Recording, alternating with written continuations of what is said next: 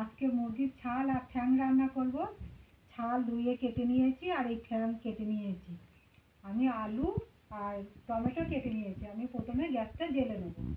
Gas জ্বালিয়ে কড়াটা বসিয়ে দিয়েছি। কড়াটা গরম হয়ে গেছে। আমি এবার সরষের তেল দিয়ে দেবো। তেলটা গরম হয়ে গেছে। আমি এবার আলুগুলো ভেজে নেব।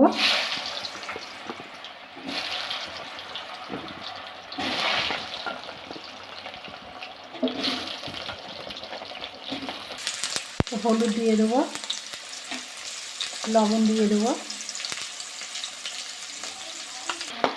আলুগুলো ভালো করে ভেজে নেব।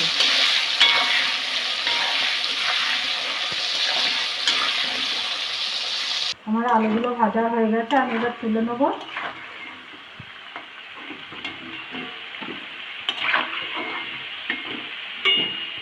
আমি আলুটা তুলে নিয়েছি। আর আমার তেলটা একটু বেশি হয়ে গেছে বলে আমি তেলটা একটু তুলে নিয়েছি। গোটা গরম মশলা দিয়ে দেবো, 4টে এলাচ, 4টে লবঙ্গ, দারচিনি, 2টো তেজপাতা দিয়ে দেবো। এটা একটু ভাজা করে নেব। গরম মশলাটা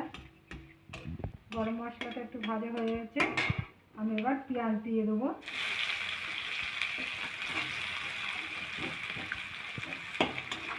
পেঁয়াজটা একটু ভাজা ভাজা করবো।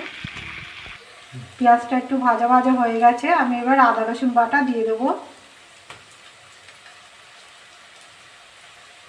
2 চামচি। একটু নেড়ে নেব। এবার হলুদ দিয়ে দেবো, 1 চামচ।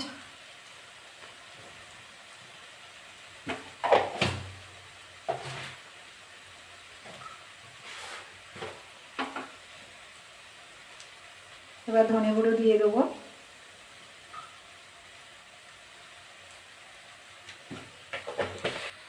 এবার জিরে গুঁড়ো দিয়ে দেবো।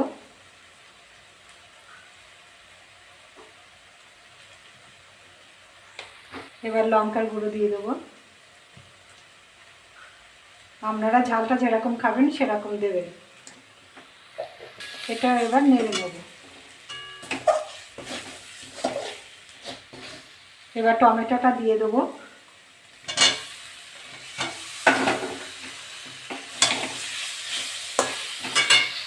স্বাদ মতো লবণ দিয়ে দেবো।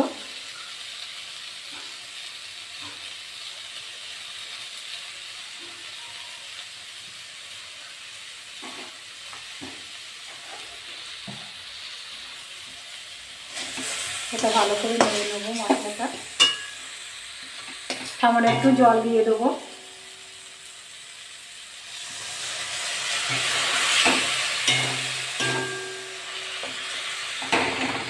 মশলাটা এবার ভালো করে একটু কষে নেব।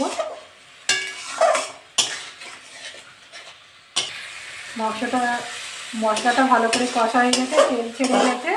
এবার আমি মাংসটা দিয়ে দেবো।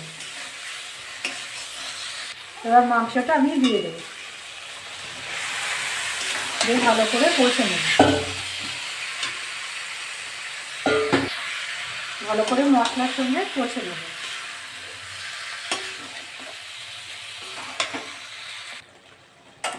ভালো করে কষে নিয়েছি। আমি এবার আলুগুলো দিয়ে দেবো।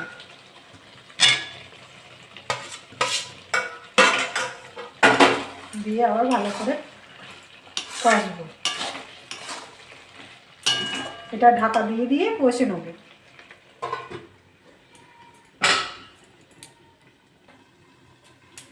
এটা ঢাকা দিয়ে দিয়ে ভালো করে কষে নিয়েছি। আর তেল ছেড়ে গেছে, আলু টালু সব সিদ্ধ হয়ে গেছে। আমি একটু সামান্য একটু জল দিয়ে দেবো।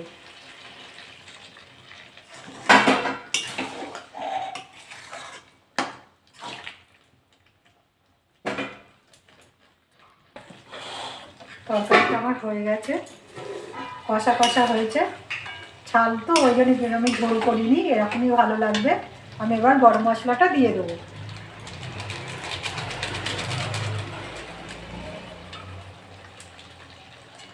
দিয়ে এটা নামিয়ে নেব। এটা আমার হয়ে গেছে। আমি এবার নামিয়ে নেব।